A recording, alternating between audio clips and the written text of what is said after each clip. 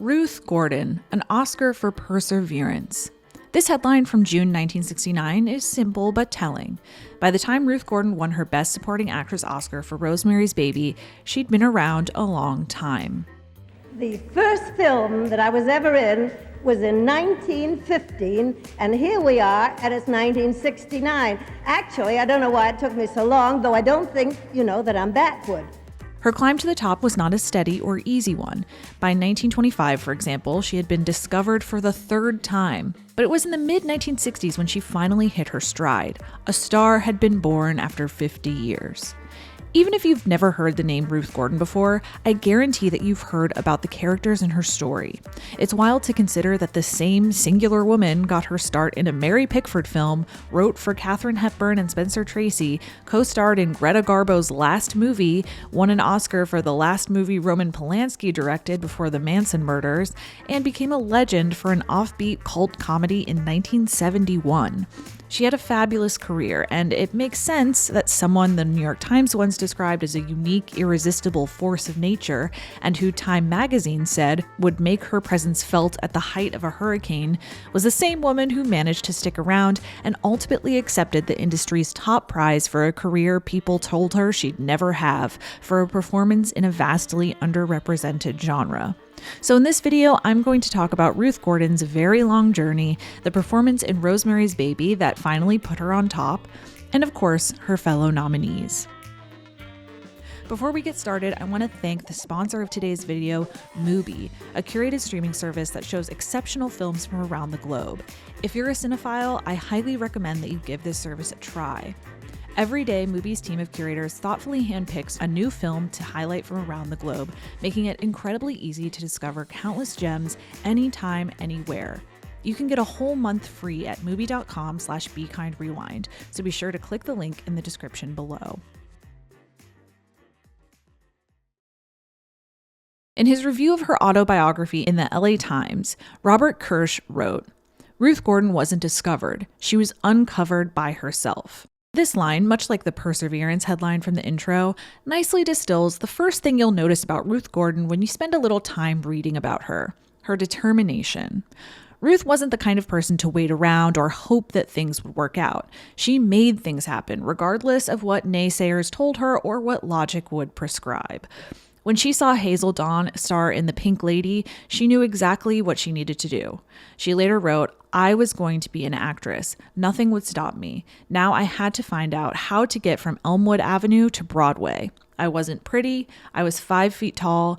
I didn't know anyone on the stage. I didn't know anyone in New York. I didn't have any talent. I didn't have any money." She scrounged up enough money to go and entered the American Academy of Dramatic Arts, where, at the end of the first year, the director of the Academy called her in and said, "I'm sorry, but we see no signs that you are in any way suitable for the acting profession, and you will not be allowed to come back next year." Oof. But even that did not deter her. She landed the role of Nibs, one of the lost boys, in Peter Pan on Broadway, and things generally snowballed from there, gradually getting bigger and bigger parts to the point that she was starring in high-profile plays like Ethan Frome, A Doll's House, and The Country Wife, her name above the title on par with legends like Tallulah Bankhead or Fred Astaire. To give you an idea of the lengths to which Ruth went to optimize her career potential, we have to talk about her legs. Ruth was born bow-legged. She learned to stand at certain angles or dress to hide this, but she came to believe that her legs were hindering her opportunities. So in 1921, she consented to a surgery in which her legs were broken in 2 places and reset. This surgery was highly publicized, like down to even describing how it was performed, but she was in good spirits and made a lot of jokes about it in the papers. So the question was, would her success on the stage translate to the screen? And if so, when? Her opportunity came in 1940 when she was asked to play Mary Todd Lincoln in Abe Lincoln in Illinois. Coming on the heels of a far superior Lincoln movie, 1939's Young Mr. Lincoln, the film did not do well at the box office. But she apparently did enough to land her another film role, this time in Dr. Ehrlich's Magic Bullet, as the wife of the man who discovered a cure for syphilis, of all things. She then went on to play another doctor's wife, this time in a Norwegian town resisting the Nazis in Edge of Darkness. Her next film, Action in the North Atlantic, asked something similar. Her last film of this era, Two-Faced Woman, finally let her be the modern professional woman she was in real life, but it did for her talent what it did for its star Greta Garbo's, which is nothing. So yes, she did have some success, but you probably noticed that I didn't say very much about these roles other than that she was playing someone's wife, because really that's all there is to say. Her characters were little more than set dressing, usually existing to give emotional depth to male characters the story considered more important. At 46, it seems they weren't interested in giving her screen time. Essentially, they low-key thought that she didn't look like a star. In her book, An Open Book, she writes about the time she made a screen test. The conclusion: acts fine, can't photograph her. This disrespect did not extend to the stage. To contrast the kinds of roles she was getting in Hollywood versus on Broadway, consider, for example, that she and Judith Anderson went straight from playing side characters in Edge of Darkness to starring in Chekhov's Three Sisters on Broadway, a production prominent enough to land them on the cover of Time magazine. If she was going to make a splash in Hollywood at this time, she'd have to do it behind the scenes. Here's where we have to bring in Garson Kanin. Writer, director, and all-around very funny man, Garson Kanin and Ruth Gordon married in 1942, forming a professional partnership that would shape their careers for the next several decades. In 1947, they wrote the screenplay for A Double Life, a kind of film noir about an actor whose roles affect his mental state in everyday life. The film won Ronald Colman a Best Actor Oscar, and although Kanin and Garson were nominated for Best Original Screenplay, they didn't win. The honor went to The Bachelor and the Bobby Soxer instead. Still, the duo was already planning their next hit. One night, as they were driving, the couple began talking about her former co-star Raymond Massey's recent divorce. Massey and his wife hired married lawyers to handle their divorce. The two lawyers actually ended up divorcing each other and marrying their clients after the case was closed. Inspired by this screwball comedy adjacent true story, they came up with Adam's Rib, a story about married lawyers on opposite sides of a murder trial that they kind of use as a proxy for a battle of the sexes. Gordon and Kanin then sold the film to MGM with the idea of casting Katharine Hepburn and Spencer Tracy. Kanin had also just written and directed Born Yesterday on Broadway, which starred Judy Holliday. The studio didn't want Holliday for the film version of Born Yesterday, but Hepburn convinced Kanin and Gordon to beef up her role in Adam's Rib to showcase her gifts. In other words, Adam's Rib was basically like a screen test for Holliday, which convinced the studio to cast her in the film version of Born Yesterday, which, as we all know, had major implications.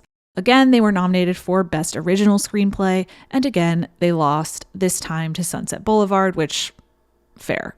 They teamed up again for Pat and Mike, another Hepburn-Tracy vehicle. Hepburn plays Pat, a professional athlete who gets flustered when her fiancé watches her play. He obviously wants her to give up her career and marry him, but she refuses. Tracy is Pat, a sports promoter who, unlike Pat's fiancé, encourages her goals.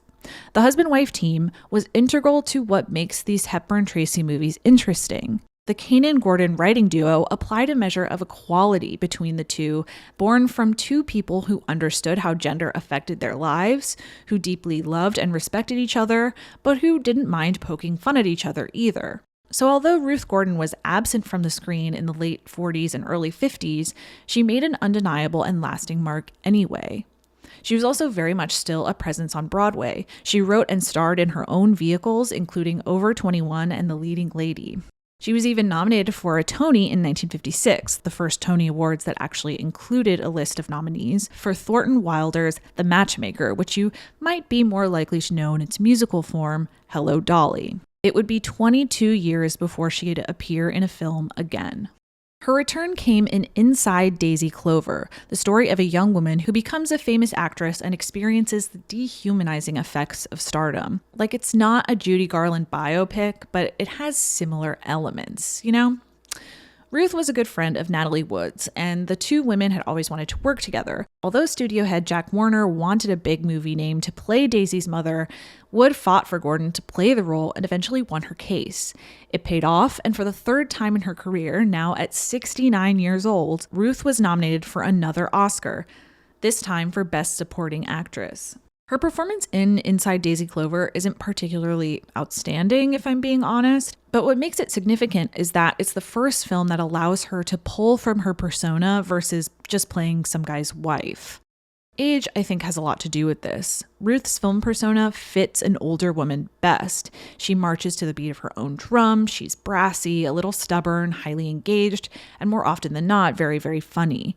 It's not hard to imagine from a woman who played Dolly Levi on Broadway for over 1,000 performances. Her films after Inside Daisy Clover take advantage of this, typically casting her opposite a younger person who is forced to react to the strength of her personality. She told journalist Bob Thomas, "This is the first time I've been up for an Oscar as an actress. I would be less than honest if I didn't say I would dearly love to win. After 50 years as an actress, such a reward would be highly satisfying." But also more humorously, if someone else's name is called, I hope I don't stand up and make a fool of myself. She made this joke quite a bit, and I mention it because I think it's a good example of not only her determination, but more specifically, how she managed to brand that kind of ambition in a totally charming way. It doesn't read as aggressive or scheming. It comes from a place of pure passion. It disarms you to the point that you end up rooting for her too. Ruth was very confident, and she told me she got a very pretty dress and went and expected to win. And then all of a sudden they called out this other name, and Ruth said she was out of her chair. And she went to the party afterwards and told everybody the story and made everybody laugh. And as far as I'm concerned, that's why she always wins. The nomination caused yet another resurgence for Ruth, who, though she lost to Shelley Winters, had clearly confirmed her position of tremendous respect in the industry. Next on her docket would be Rosemary's Baby. Rosemary's Baby tells the story of Rosemary and Guy Woodhouse, a young couple who move into an apartment building with a dark past. They befriend their neighbors, Minnie and Roman Castevet, that's Ruth and Sidney Blackmer, who, as we come to find out, intend to recruit the couple into their satanic coven. When Rosemary becomes pregnant with the titular baby, her world begins to unravel as the coven tightens their grip. In a 1944 review of one of Ruth Gordon's plays, Louis Nichols wrote in the New York Times that Ruth could toy with a good line something like a terrier puppy with a Christmas sock. If there is humor hidden anywhere in a sentence, she can bring it out, displaying it proudly. This is absolutely correct and good to keep in mind when thinking about her performance in Rosemary's Baby. You can imagine another actor reading the exact same lines in a different and frankly more boring way. In Ruth's hands, Minnie is like a satanic dolly. She's a busybody, prying into everything and orchestrating events behind the scenes. Ruth's physicality is perfect for this. She had sort of trademark gestures where she'd reach out toward whoever she was talking to, as if she were pulling them in or making that conversational connection a literal one. She does that here, and watch, for example, how effective that is when portraying the nosy neighbor in her first big scene with Mia Farrow. She's almost constantly in motion, shrugging her shoulder, sticking her tongue out, scratching the furniture. I'm obsessed with the way she grabs her glasses here and doesn't actually put them on. Her performance was noticed in early reviews, although Renata Adler said she overplayed in the New York Times. Charles Champlin wrote in the LA Times that she established an early claim for a Best Supporting Actress nomination. She was, in fact, nominated alongside Sandra Locke in The Heart is a Lonely Hunter, Estelle Parsons in Rachel, Lynn Carlin in Faces, and Kay Medford in Funny Girl. At 21 years old, Sandra Locke was the youngest supporting actress nominee. She was definitely playing the youngest character as well. In The Heart is a Lonely Hunter, she played Mick Kelly, a 14-year-old who befriends a deaf man. This was Locke's film debut, and she worked hard to make this happen. Although she flunked her first audition, she traveled at her own expense, reportedly 300 miles, to be interviewed by the movie's casting director, who then sent her to New Orleans to meet the director. She told one paper, "I went in costume with the pigtail down the back and all. I wasn't taking any chances. I wanted them to think, my God, Mick Kelly just walked in the door." So although several hundred actresses were interviewed for this part, Sandra won the role. Her performance garnered her an Oscar nomination, of course, but always vigilant on the course of her career, she wanted to make sure that she wasn't typecast as a young, sexless girl, so shortly after the Academy Awards, she posed for Playboy, establishing her status as a sex symbol. Locke went on to star in several Clint Eastwood films, which their relationship, read up on that, and actually went on to direct her own films in the 1980s. Lynn Carlin also made her film debut that year in Faces, a film directed by Ruth's Rosemary's Baby co-star and indie king, John Cassavetes. That she appeared in this film at all was a stroke of luck. She had done theater as a child and studied acting at community college, but ended up working as a secretary at Screen Gems for Robert Altman. His office was across the hall from Cassavetes' office. Cassavetes saw her, asked her to read for the part, and she won the role. Faces, like most of his films, was made on a shoestring budget. They'd film, he'd run out of money, stop, he'd take an acting job to make some more money, then turn around and use it to continue filming Faces. So it not only took a while to film, but also 3 years to release it. Faces basically tells the story of a marriage falling apart. Shot entirely in black and white, cinema verite, I can definitely see voters of the late 1960s having some trouble with this one. I mean, consider how the Encyclopedia Britannica describes this film. Sincere but bleak and exhausting, Faces offers little hope for happiness, and the incessant, uncomfortable close-up shots of the characters only heighten the suffocating intensity of the plot. And remember, this is the year Oliver won Best Picture, to give you a sense of the voters' mood. Not only this, but again, like many of Cassavetes' films, because it was made independently, it was also distributed independently, which often meant that his films were harder to access and had less financial power to campaign at a level on par with other contenders. 2 years ago, hardly anyone had heard of Estelle Parsons, the Miami Herald declared. Okay, that's not totally fair. She was a regular in the New York theater scene by the late 1960s, but had only made her film debut in 1967's Bonnie and Clyde, for which she won the Best Supporting Actress Oscar. Despite the fact that she was a relative newcomer to the medium, Parsons was unique as the only previous winner of the 10 actors and actresses in this supporting category. The only other two-time winner was Shelley Winters, who, as you'll remember, defeated Ruth Gordon in 1965. Now, Estelle Parsons was a truly interesting person. She'd initially gone to law school, but quickly decided it wasn't for her. I was accepted at Harvard the next year, but I would have to start over again because they were only going to take women in their freshman class. You can imagine by now I had had enough of the man's world.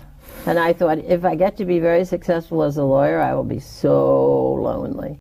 Instead, she became a political commentator on The Today Show in its earliest days, but then left to pursue a stage career, which, was better, but not that much better.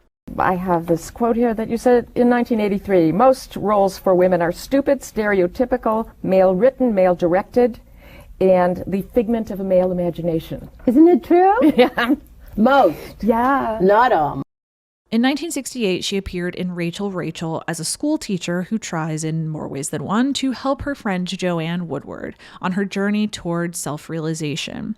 Parsons again received great reviews, but now accustomed to the Hollywood game, was clear about her attitude towards stardom. I mention this not because I necessarily think it affected her chances at this Oscar, because despite her skepticism, her demeanor was quite congenial in interviews. Rather, I mention it because I think her take is really perceptive and admirable. She said, "Never, never, never. I will not be a star. I won't let them do that to me. I don't want it. I will not be a commodity. I won't live up to some image the public creates in its mind as to what I am or what I should be or how I should live." More than anything, though, in terms of her chances, it seems that one could only ride such a successful wave so far, especially playing a queer woman in 1968. Kay Medford, more like Ruth than Lynn or Sandra, had been around in show business for a long time, with small roles in films like A Face in the Crowd and Butterfield 8. She originated the role of Rose Bryce, Fanny's mother, in the musical Funny Girl on Broadway, which coincidentally was directed by Garson Kanin. Like Barbra Streisand, Kay was asked to recreate her role for the film version, and as you might expect, she was a bit overshadowed by Barbara's stunning debut in the press. Take, for example, this article, which is technically about Kay Medford, but really is just interested in Barbara, talking Streisand. Journalist Bob Thomas alluded to this fixation on Barbara in an article about the awards, claiming that the story offered 4 roles which could have been enhanced in the film, like Fanny Brice's mother, but virtually the whole movie is thrown to Barbra Streisand. Startling and effective and expensive though she is, her performance could have been enhanced by more interplay with the supporting performers. I don't love his tone here. To be honest, this is a good example of how Barbara was branded very early in her career as this fame-hungry bulldozer who'd be better off if she were tempered. But regardless, you can see that when it came to Funny Girl, the focus was elsewhere. Medford herself told one paper she was sure she wouldn't win, but thought Ruth Gordon might. Thomas was right, though, in that the Best Actress race captured the media's attention much more than the Supporting Actress race that year. There wasn't a strong frontrunner, but enough critics suspected Ruth might take home the award to suggest that her win wasn't necessarily surprising. The elephant in the room today, I think, well, besides Roman Polanski, is that Rosemary's Baby is a horror movie, and horror is possibly the worst performing genre at the Academy Awards. If you've paid attention at all to the acting categories in recent years, you've heard cinephiles bemoan egregious snubs for horror performances. Toni Collette in Hereditary, Lupita Nyong'o in Us, Florence Pugh in Midsommar. It's a tale as old as time, one that only becomes more offensively skewed every year. How then did Ruth's nomination/win happen, especially considering that Rosemary's Baby prompted predictable objections from censors and conservative groups? The most succinct way I can think to put this is that Ruth's nomination was less about Rosemary's Baby than it was about Ruth. When you think about some of the most fascinating and widely circulated clips of performances from, for example, Us and Hereditary, you see a disturbed, gnarled expression in a haunting hallucination, or hear a husky, damaged voice delivered by a subterranean double. These are the kinds of things about horror performances that a lot of people love, but because they're so stylized, they're also potentially the most alienating. By contrast, in Rosemary's Baby, Minnie doesn't scream or go mad or get possessed. In other words, there's nothing about Ruth Gordon's performance that aesthetically distinguishes it as a horror performance. Instead, it's very much a typical performance of the Ruth Gordon persona. Sure, she's a villain, but we don't see her murder anyone or bathe herself in blood or anything wild. She just makes tea, gives her neighbors desserts, and has an occasional sassy quip. Even when the whole plot is revealed in the last scenes of the film, she's an even-keeled, everyday neighbor. So while the actual film was spoken about in terms you might expect for a horror contender, Ruth's performance wasn't. Audiences could apparently consider them separately. The LA Times review of the film is a perfect example. It says Ruth is a contender for the Academy Award, but also that Rosemary's Baby is a desperately sick and obscene motion picture that is sleazy and slick at heart. It seems that this bias was reserved for the film more generally, and more specifically for Mia Farrow, whose performance does adhere to more traditional horror aesthetics, and who, in my humble opinion, probably should have been nominated for Best Actress. The goodwill that Ruth had built up over decades since the literal beginning of the industry itself certainly didn't hurt either. One article breaking down the benefits of an Oscar nomination stated bluntly, "It helps if you're a good Hollywood person," when it came to chances for a win. That same article, by the way, says that Mia Farrow didn't get a nomination for Rosemary's Baby, and one reason is that she is young and abrasive and very independent. Another apparent trouble on top of horror. So on Oscar night 1969, Ruth won and gave one of the best Oscar speeches of all time, which I'd put in here but copyright. Thus sparked the most fruitful era of her screen career. Now, of course, I would be remiss if I didn't mention perhaps her best remembered film, Harold and Maude, a dark comedy about a death-obsessed young man and his relationship with an eccentric older woman who teaches him about the value of life. This film won't be everyone's cup of tea, but it's very much mine, so I would recommend it. It wasn't immediately successful, but it launched her into cult icon status. So by the early 1970s, Ruth was kind of like the Betty White of her time, an actress beloved not only by her peers, but also by younger generations. One article about her from 1976, for example, describes an enormous crowd of admirers, teenagers, as well as senior citizens waiting to see her. There's definitely a mentor-like aspect to her that makes her appeal to young people very understandable. In her interviews on YouTube, she seemed to enjoy talking about things she overcame and lessons she learned in an almost motivational, you can do it too kind of way. How long have you lived, Ruth Gordon? October 30th, 1896. I'm what you call a visceral myth. Thornton Wilder said that a visceral myth is, well, it's the stories that go on through the years. Little Red Riding Hood, Cinderella, Goldilocks.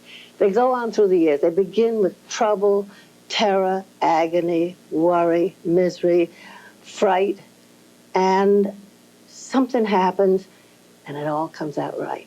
Well, that's me. That's me.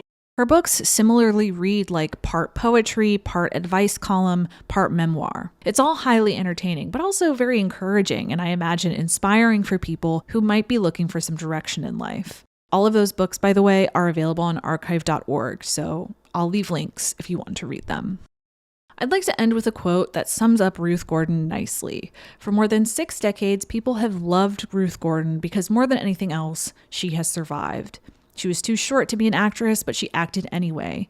She was not pretty enough to be in the movies, but she was in films anyway. Nothing has finished Ruth Gordon, and 50 years from now, when people talk about her, this is what they will say. I guess they'll say I was great. And she was. Thank you again to Mubi for sponsoring this video. Mubi is a curated streaming service showing exceptional films from around the globe, all handpicked by Mubi's curators. Every day, Mubi premieres a new film, from iconic directors to emerging auteurs. There's always something new to discover. It's like your own personal film festival, streaming anytime, anywhere. So it's Oscar season, I'm sure you're all aware, and if you're like me, you're catching up on the films you may have missed from this season in preparation. I personally am most behind in the international feature film category. And one way I've gone about catching up is actually just better familiarizing myself with the filmmakers nominated this year. And Mubi is a really great resource for doing that. Not only did I get to watch Ryusuke Hamaguchi's earlier works, but Mubi's site is really well organized and informative, so you can see synopses of each film and even takes from curators that can help guide you as you watch. Meaning you can really explore a filmography in a much more fulfilling way than just browsing through IMDb, for example. If you want to discover cool new films like Asako 1 and 2, all you have to do is click the link in the description below. Go to Mubi.com/BeKindRewind and get 1 month of Mubi free today. The new Subaru Brat has sleek, aerodynamic lines. Just tell them it's good looking. Front and on-demand four-wheel drive. Say it can climb. A Halo twin roof. It's a window. And it's engineered to withstand the elements. That means it's tough. The new Subaru Brat. Inexpensive and built to stay that way. Just tell them it saves you money, Buster.